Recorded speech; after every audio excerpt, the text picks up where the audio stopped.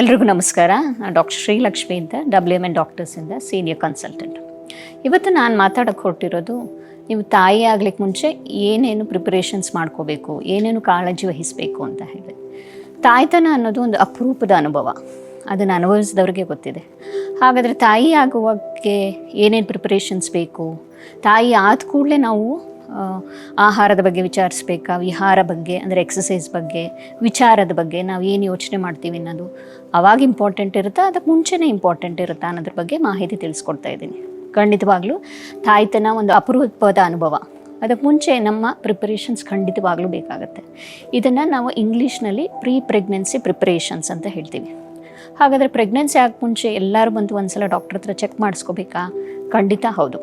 ಯಾಕಂತ ಹೇಳಿದ್ರೆ ಕೆಲವು ಟಿಪ್ಸ್ ಅಂದರೆ ಕೆಲವು ವಿಚಾರಗಳನ್ನು ಡಾಕ್ಟರ್ಸ್ ನಿಮಗೆ ಖಂಡಿತ ಹೇಳ್ತಾರೆ. ಅಂದರೆ ಫಸ್ಟು ಡೀಟೇಲಾಗಿ ನಿಮ್ಮ ಹಿಸ್ಟ್ರಿ ತಗೊಳ್ತಾರೆ. ಅಂದರೆ ನಿಮ್ಮ ವಯಸ್ಸೆಷ್ಟು, ನಿಮಗೇನಾದ್ರು ದೈಹಿಕ ತೊಂದರೆಗಳಿದೆಯಾ, ಮಾನಸಿಕ ತೊಂದರೆಗಳಿದೆಯಾ, ಮನೆಯಲ್ಲಿ ಮಕ್ಕಳು ಏನಾದ್ರು ಟ್ವಿನ್ಸ್ ಮಕ್ಕಳಿದ್ದಾರಾ, ಅಥವಾ ಮನೇಲಿ ಅಂಗವಿಕಲ ಮಕ್ಕಳು ಏನಾದ್ರು ಹುಟ್ಟಿದಾರಾ. ಸೊ ಹಸ್ಬೆಂಡ್ ಆ್ಯಂಡ್ ವೈಫ್ ಇಬ್ಬರದ್ದು ಹಿಸ್ಟ್ರಿ ತೊಗೊಂಡಾಗ ನಮ್ಗೆ ಗೊತ್ತಾಗುತ್ತೆ whether you are at risk or not ಅಂತ ಹೇಳ್ಬಿಟ್ಟು. So very important is the doctors consultation ತುಂಬ ಇಂಪಾರ್ಟೆಂಟು. ಅದಾದಮೇಲೆ ಕೆಲವು ಬ್ಲಡ್ ಟೆಸ್ಟ್ಗಳು ಕೂಡ ಹೇಳ್ತೀವಿ. ಯಾಕೆ ಬ್ಲಡ್ ಟೆಸ್ಟು?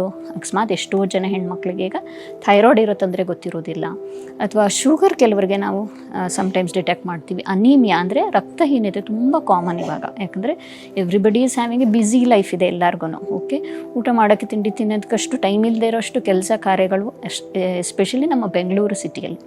ಸೊ ಈ ಥರ ಇದ್ದಾಗ ನಿಮ್ಮ ದೈಹಿಕ ಆರೋಗ್ಯ ಹೇಗಿದೆ ಅನ್ನೋದು ನಾವು ಬ್ಲಡ್ ಟೆಸ್ಟ್ ಮೂಲಕಗಳನ್ನು ಹೇಳ್ತೀವಿ. ಮತ್ತು ಕೆಲವು ಸಲಹೆಗಳೇನು ಅಂತ ಹೇಳಿದ್ರೆ ಆಹಾರ. ಓಕೆ, ಆಹಾರ ಪೌಷ್ಟಿಕಾಂಶವಾಗಿ ಇರಬೇಕು. ಹಾಗಂದರೆ ಏನು ಪೌಷ್ಟಿಕಾಂಶತೆ ಅಂದರೆ ಏನು? ಒಳ್ಳೆ ತರಕಾರಿ, ಸೊಪ್ಪು, ಹಣ್ಣು, ಧಾನ್ಯಗಳು ಕರೆಕ್ಟಾಗಿ ತೊಗೋಬೇಕು. ಎಲ್ಲದಕ್ಕಿಂತ ಇಂಪಾರ್ಟೆಂಟ್ ಟೈಮ್ಗೆ ಸರಿಯಾಗಿ ಊಟ ತಿಂಡಿ ಮಾಡೋದು ವೆರಿ ಇಂಪಾರ್ಟೆಂಟ್. ಯಾಕಂದರೆ ಈ ರಭಸದಲ್ಲಿ ಎಷ್ಟೋ ಜನಕ್ಕೆ ಇವಾಗ ಬ್ರಂಚ್ ಅಂದರೆ ಬ್ರೇಕ್ಫಾಸ್ಟ್, ಲಂಚ್ ಎರಡೂ ಸೇರಿ ಮಧ್ಯಾಹ್ನ ಮಾಡೋದು, ರಾತ್ರಿ ಪಾರ್ಟಿ ಮಾಡಿ ಲೇಟಾಗಿ ಊಟ ಮಾಡೋದು, ಇದೆಲ್ಲ ಖಂಡಿತ ತಪ್ಪು. ಓಕೆ, ಸೊ ನಿಮ್ಮ ಆಹಾರ ಸರಿಯಾಗಿರಬೇಕು. ಅಂದರೆ ಪ್ರಾಬಬ್ಲಿ ಬೆಳಗ್ಗೆ 8:30 9 ಅಷ್ಟೊತ್ತಿಗೆ ನಿಮ್ಮ ಬ್ರೇಕ್ಫಾಸ್ಟ್, 1:30 2 ಗಂಟೆಗೆ ನಿಮ್ಮ ಲಂಚ್, ರಾತ್ರಿ 8:30 ಒಳಗಡೆ ನಿಮ್ಮ ಡಿನ್ನರ್. ಸೊ ಇದು ಮಾಡಿಕೊಂಡ್ರೆ ದಟ್ ಈಸ್ ಒನ್ ಆಸ್ಪೆಕ್ಟ್. ಎರಡನೇದು ವಿಹಾರ ಅಂದರೆ ಏನು? ಎಕ್ಸಸೈಸ್. ಓಕೆ, ಎಕ್ಸಸೈಸ್ ಮಾಡೋಕ್ಕೆ ಟೈಮ್ ಎಲ್ಲಿದೆ ಡಾಕ್ಟ್ರೆ, ನಾವು ಎಷ್ಟು ಬ್ಯುಸಿ ಅಂತ ಹೇಳ್ತೀರ. ಖಂಡಿತವಾಗ್ಲೂ ವಾರದಲ್ಲಿ 5 ದಿನ 30 ನಿಮಿಷ ನೀವು ಎಕ್ಸಸೈಸ್ ಮಾಡಿದ್ರೆ, ಕ್ಯಾನ್ ಬಿ ಓನ್ಲಿ ವಾಕಿಂಗ್ ಕೂಡ ಮಾಡಿ. ಬೆಸ್ಟ್ ಅಂತ ಹೇಳಿದ್ರೆ ಯೋಗ ಅಂದರೆ ಏನು? It is a combination. ನಿಮಗೆ ಮೆಂಟಲ್ ಎಕ್ಸಸೈಸ್ ಕೂಡ ಆಗುತ್ತೆ, ನಮ್ಮ ಮಾನಸಿಕ ಎಕ್ಸಸೈಸ್ ಕೂಡ ಆಗುತ್ತೆ. ಸೊ ವೆರಿ ಇಂಪಾರ್ಟೆಂಟ್ ಯೋಗ. ಸೊ ವಾರದಲ್ಲಿ ಒಂದು 5 ದಿನ 24 ಗಂಟೆಯಲ್ಲಿ ಒಂದು 30 ನಿಮಿಷ ನಿಮ್ಮ ಪ್ರೆಗ್ನೆನ್ಸಿಗೋಸ್ಕರ ನೀವು ಸೀಮಿತವಾಗಿಟ್ಟರೆ ಖಂಡಿತ ಒಳ್ಳೆಯದು. ನೆಕ್ಸ್ಟ್ ಒನ್, ಎಲ್ಲರಿಗೂ ಸ್ಟ್ರೆಸ್ ಅಂದರೆ ಒತ್ತಡಗಳು ಖಂಡಿತ ಇರುತ್ತೆ. ಸ್ಟ್ರೆಸ್ ಅನ್ನೋದು 2 ವಿಧದಲ್ಲಿ ಇರುತ್ತೆ.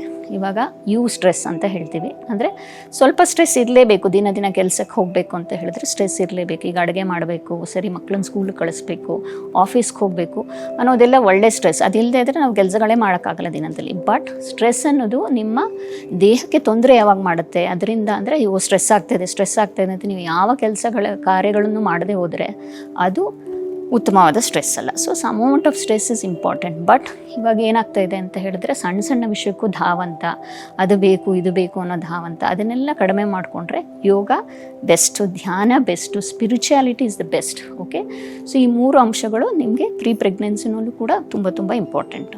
ನೆಕ್ಸ್ಟ್, ಟ್ಯಾಬ್ಲೆಟ್ಸ್ ಏನಾದ್ರು ತೊಗೋಬೇಕಾ? ಪ್ರೆಗ್ನೆನ್ಸಿ ಟ್ರೈ ಮಾಡುವಾಗ ಎಷ್ಟು ತಿಂಗಳು ಮುಂಚೆ ತೊಗೋಬೇಕು ಅಂತ ಕೇಳ್ತಾರೆ. ನಾವು ಹೇಳ್ತೀವಿ ಫೋಲಿಕ್ ಆ್ಯಸಿಡ್ ಅಂದರೆ ಏನು? ಫೋಲಿಕ್ ಆ್ಯಸಿಡ್ ಅಂದರೆ ಅದು ವೈಟಮಿನ್ B1.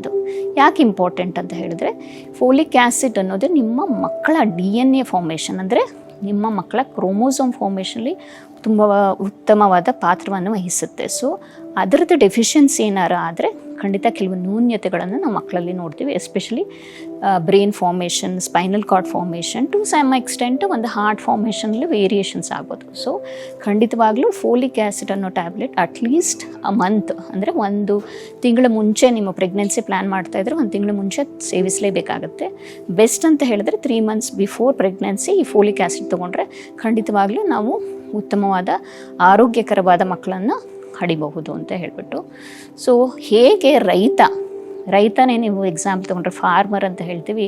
ಈಗ ಬೀಜ ಬಿತ್ತುವುದಕ್ಕೆ ಮುಂಚೆ ಹೇಗೆ ಅವನು ಭೂಮಿಯನ್ನು ಹದಪಡಿಸ್ಕೊಳ್ತಾನೆ ಅಂತ ಹೇಳ್ತೀವಿ. ಅಂದರೆ ಏನೋ ಈಗ ಈ ಒಂದು ಬೆಳೆ ಬರಲಿಲ್ಲ ಅಂತ ರೈತನಿಗೆ ಅವನಿಗೆ ಇನ್ನೊಂದು ಚಾನ್ಸ್ ಇರುತ್ತೆ. ಬಟ್ ಪ್ರೆಗ್ನೆನ್ಸಿ ಹಾಗಲ್ಲ, ತಾಯ್ತನ ಹಾಗಲ್ಲ. It is investment for life. ತಾಯ್ತನ ಅನ್ನೋದು ಒಂದು ಇನ್ವೆಸ್ಟ್ಮೆಂಟ್.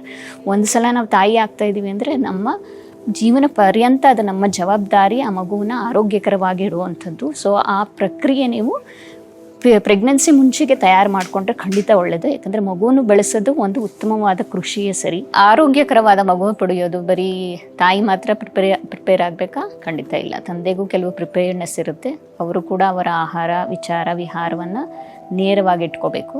ತುಂಬ ಇಂಪಾರ್ಟೆಂಟ್ ಅಂಶ ಅಂತ ಹೇಳಿದ್ರೆ ಧೂಮಪಾನ, ಮದ್ಯಪಾನ ಅಂತ ಎಂತಾದರೂ ಹವ್ಯಾಸಗಳಿದ್ದರೆ ಖಂಡಿತವಾಗ್ಲೂ ಅದನ್ನು ನಿಲ್ಲಿಸೋದು. ಇದೊಂದು ಉತ್ತಮ ಆಪರ್ಚುನಿಟಿ. ನಿಮ್ಮ ಆರೋಗ್ಯವನ್ನು ಸುಧಾರಿಸುವುದಲ್ಲದೆ ನಿಮಗೆ ಆರೋಗ್ಯವಾಗಿರೋ ಮಗು ಬೇಕು ಅಂದರೆ ಒಂದು ಮೋಟಿವೇಶನ್, ನಿಮಗೆ ಒಳ್ಳೆಯ ಮಗು ಬೇಕು ಅನ್ನೋ ಒಂದು ಮೋಟಿವೇಶನಲ್ಲಿ ಖಂಡಿತ ಧೂಮಪಾನ, ಮದ್ಯಪಾನಗಳನ್ನು ಖಂಡಿತವಾಗಿ ನಿಲ್ಲಿಸೋದು ಒಂದು ಉತ್ತಮ ಸಲಹೆ ಪ್ರೆಗ್ನೆನ್ಸಿ ಪ್ರಿಪರೇಷನ್ಸಲ್ಲಿ.